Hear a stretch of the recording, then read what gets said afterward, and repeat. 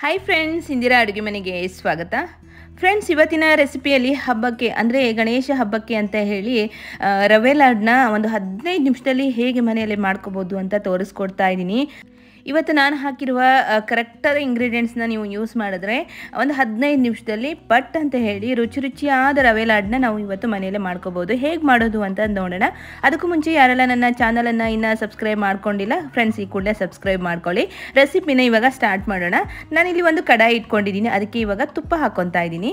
ನಾನು ಒಂದು 2 ರಿಂದ 3 ಸ್ಪೂನ್ ಆಗೋಷ್ಟು ತುಪ್ಪ ಹಾಕ್ಕೊಂಡಿದ್ದೀನಿ. ತುಪ್ಪ ಜಾಸ್ತಿ ಹಾಕ್ಕೊಂಡಂಗೂ ರವೆ ಲಾಡಿನ ಪರಿಮಳ ಅನ್ನೋದು, ಘಮ ಅನ್ನೋದು ತುಂಬ ಚೆನ್ನಾಗಿ ಬರುತ್ತೆ ಫ್ರೆಂಡ್ಸ್. ನಾನಿಲ್ಲಿ 3 ಸ್ಪೂನ್ ಆಗೋಷ್ಟು ಹಾಕ್ಕೊಂಡಿದ್ದೀನಿ. ಮೊದಲಿಗೆ ಗೋಡಂಬಿ ದ್ರಾಕ್ಷಿನ ಹಾಕಿಬಿಟ್ಟು ಇದಕ್ಕೆ ಫ್ರೈ ಮಾಡ್ಕೊತಾ ಇದ್ದೀನಿ.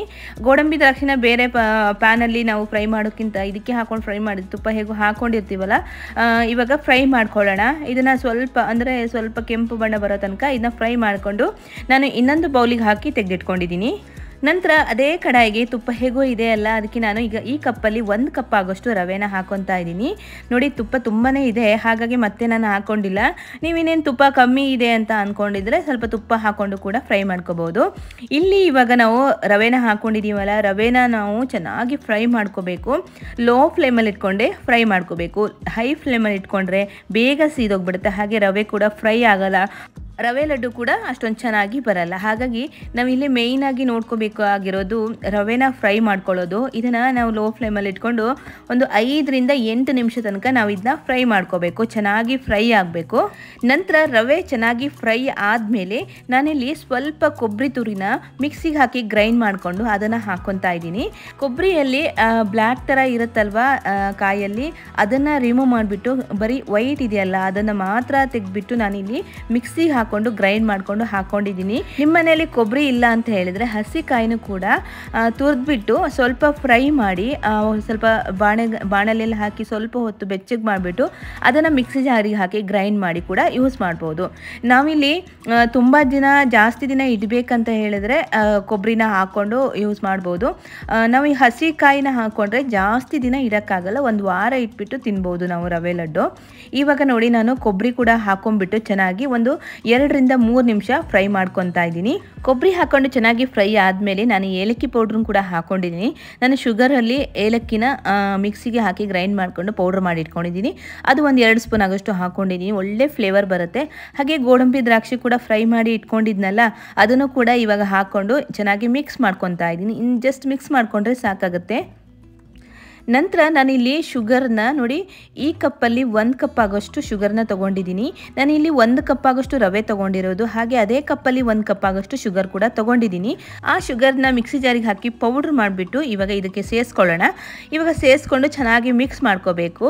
ನಾವಿಲ್ಲಿ ರವೆ ಹಾಗೆ ಕಾಯಿ ತುರಿನ ಹಾಕ್ಕೊಂಡಿದ್ದೀವಲ್ಲ, ಅದೆಷ್ಟಿಗೆ ಚೆನ್ನಾಗಿ ಹೊಂದ್ಕೋಬೇಕು ಶುಗರು, ಅಷ್ಟು ತನಕ ಚೆನ್ನಾಗಿ ಮಿಕ್ಸ್ ಮಾಡ್ಕೊಳ್ಳೋಣ. ನಂತರ ಚೆನ್ನಾಗಿ ಮಿಕ್ಸ್ ಮಾಡ್ಕೊಂಡು ಆದಮೇಲೆ ನಾನು ಇವಾಗ ಸ್ಟವ್ ಆಫ್ ಮಾಡಿದ್ದೀನಿ. ಅಷ್ಟು ತನಕ ಲೋ ಫ್ಲೇಮಲ್ಲೇ ನಾನು ಇಟ್ಕೊಂಡು ಎಲ್ಲವನ್ನ ಫ್ರೈ ಮಾಡ್ಕೊಂಡಿರೋದು. ನಂತರ ಕಾಯಿಸಿರುವ ಹಾಲನ್ನು ಹಾಕ್ಕೊಂಡು ನೋಡಿ, ಸ್ವಲ್ಪ ಹಾಲನ್ನು ಹಾಕ್ಕೊಂಡಿದ್ದೀನಿ. ಫಸ್ಟಿಗೆ ಸ್ವಲ್ಪ ಹಾಕ್ಕೊಂಡು ಮಿಕ್ಸ್ ಮಾಡ್ಕೊಳ್ಳಿ, ಯಾಕಂದರೆ ಒಂದೇ ಸಲ ಹಾಕ್ಕೊಂಡ್ರೆ ಜಾಸ್ತಿ ಆದರೆ ಕಷ್ಟ ಆಗುತ್ತೆ. ಹಾಗಾಗಿ ಸ್ವಲ್ಪನೇ ಹಾಲು ಹಾಕ್ಕೊಂಡು ಈ ರೀತಿ ಚೆನ್ನಾಗಿ ಮಿಕ್ಸ್ ಮಾಡ್ಕೋಬೇಕು. ಇವಾಗ ಬಿಸಿ ಇರುವಾಗಲೇ ಹಾಲನ್ನು ಹಾಕ್ಕೊಂಡಾಗ ಸಕ್ಕರೆ ಕೂಡ ಚೆನ್ನಾಗಿ ಮೆಲ್ಟ್ ಆಗುತ್ತೆ, ಹಾಗೆ ಎಲ್ಲದೂ ಕೂಡ ಚೆನ್ನಾಗಿ ಹೊಂದ್ಕೊಳ್ಳುತ್ತೆ. ಇವಾಗ ಚೆನ್ನಾಗಿ ಮಿಕ್ಸ್ ಮಾಡ್ತಾ ಇದ್ದೀನಿ. ನೋಡಿ, ಮೊದಲಿಗೆ ಹಾಕಿರೋ ಹಾಲು ಸಾಕಾಗಿಲ್ಲ ಅಂತ ಹೇಳಿದ್ರೆ ಸ್ವಲ್ಪನೇ ಹಾಕೊಂಡ್ಬಿಟ್ಟು ಮತ್ತೆ ಬೇಕಾದರೆ ಸ್ವಲ್ಪ ಹಾಕೊಂಡ್ಬಿಟ್ಟು ಚೆನ್ನಾಗಿ ಈ ರೀತಿ ನೋಡಿ ಒಂದಕ್ಕೊಂದು ಹೊಂದ್ಕೊಳ್ಳೋ ಥರ ಇರಬೇಕು. ಆವಾಗಲೇ ನಾವು ಉಂಡೆ ಕಟ್ಟೋಕ್ಕೆ ಕರೆಕ್ಟಾಗಿ ಆಗುತ್ತೆ. ಇವಾಗ ನಾನು ಮತ್ತೆ ಸ್ವಲ್ಪ ಹಾಕ್ಕೊಂಡು ಇವಾಗ ಚೆನ್ನಾಗಿ ಮಿಕ್ಸ್ ಮಾಡ್ಕೊತಾ ಇದ್ದೀನಿ. ಇವಾಗ ನೋಡಿ, ಇದು ರೆಡಿ ಆಗಿದೆ ಅಲ್ವಾ. ಇವಾಗ ಒಂದು ಲಿಡ್ ಮುಚ್ಚಿಬಿಟ್ಟು ನಾನು ಒಂದು 5 ನಿಮಿಷ ಹಾಗೇ ಇಟ್ಟಿರ್ತೀನಿ. ನಂತರ ನೋಡಿ, ರವೆ ಎಲ್ಲ ಸಕ್ಕರೆ ಜೊತೆ ಚೆನ್ನಾಗಿ ಬೆರೆತು ಚೆನ್ನಾಗಿ ಅರಳುತ್ತೆ. ಅಷ್ಟು ತನಕ 5 ನಿಮಿಷ ಹಾಗೆ ಬಿಡಬೇಕು. ಆವಾಗಲೇ ನಾವು ಈ ಥರ ಉಂಡೆ ಮಾಡೋಕ್ಕೆ ಚೆನ್ನಾಗಾಗುತ್ತೆ. ಇವಾಗ ಸ್ವಲ್ಪ ಬೆಚ್ಚಗಿದೆ, ಅಂದರೆ ತುಂಬ ತಣಿಯಕ್ಕೆ ಬಿಡಬಾರ್ದು, ಸ್ವಲ್ಪ ಬೆಚ್ಚಗೆ ಇರಬೇಕು ನಾವು ಉಂಡೆ ಮಾಡುವಾಗ. ಆ ಥರ ಇದ್ದಾಗ ಮಾತ್ರ ಕರೆಕ್ಟಾಗಿ ಉಂಡೆ ಮಾಡೋಕ್ಕೆ ಬರುತ್ತೆ. ನೋಡಿ, ಇಲ್ಲಿ ಒಂದೊಂದೇ ಇವಾಗ ಉಂಡೆ ಮಾಡಿ ಇಟ್ಕೊತಾ ಇದ್ದೀನಿ. ನೋಡಿ ಎಷ್ಟು ಚೆನ್ನಾಗಿ ಬಂದಿದೆ. ತುಂಬಾ ಈಸಿ ಫ್ರೆಂಡ್ಸ್. ಹಬ್ಬದ ಟೈಮಲ್ಲಿ ಪಟ್ಟ ಅಂತ ಹೇಳಿ ಮಾಡ್ಕೊಂಡ್ಬಿಡ್ಬೋದು. ತುಂಬಾ ರುಚಿಯಾಗಿರುತ್ತೆ, ಹಾಗೆ ತುಂಬ ಸಾಫ್ಟಾಗಿ ಕೂಡ ಬರುತ್ತೆ. ನೋಡಿದ್ರಲ್ಲ ಫ್ರೆಂಡ್ಸ್, ರವೆ ಲಾಡ್ನ ಎಷ್ಟು ಈಸಿಯಾಗಿ ಮಾಡ್ಕೋಬೋದು ಅಂತ ಹೇಳಿ. ತುಂಬಾ ರುಚಿಯಾಗಿ ಬಂದಿತ್ತು ನೋಡಿ. ಇಷ್ಟು ರವೆ ಲಾಡ್ನ ನಾನು ರೆಡಿ ಮಾಡಿ ಇಟ್ಕೊಂಡಿದ್ದೀನಿ. ಇವಾಗ ಒಂದು 16 ರವೆ ಲಾಡ ಆಗಿದೆ. 1 ಕಪ್ ರವೆಯಲ್ಲಿ 16 ರವೆ ಲಾಡ ಆಗಿದೆ. ತುಂಬಾ ಕ್ವಾಂಟಿಟಿಯಲ್ಲಿ ಆಗುತ್ತೆ ನೋಡಿ. ಎಷ್ಟು ಚೆನ್ನಾಗಿ ಬಂದಿದೆ ಅಲ್ಲ. ನೀವು ಕೂಡ ಒಂದ್ಸಲ ಇದೇ ರೀತಿಯಾಗಿ ನಿಮ್ಮ ಮನೆಯಲ್ಲಿ ಹಬ್ಬ ಟೈಮಲ್ಲಿ ಟ್ರೈ ಮಾಡಿ ನೋಡಿ ಫ್ರೆಂಡ್ಸ್. ಹೇಗೆ ಬಂತು ಅಂತ ಕಮೆಂಟ್ ಸೆಕ್ಷನ್ ತಿಳಿಸೋದನ್ನ ಮರಿಬೇಡಿ. ಓಕೆ ಫ್ರೆಂಡ್ಸ್, ಇನ್ನೂ ಒಳ್ಳೊಳ್ಳೆ ವಿಡಿಯೋ ಜೊತೆ ನೆಕ್ಸ್ಟ್ ವಿಡಿಯೋದಲ್ಲಿ ಸಿಗ್ತೀನಿ. ಧನ್ಯವಾದಗಳು.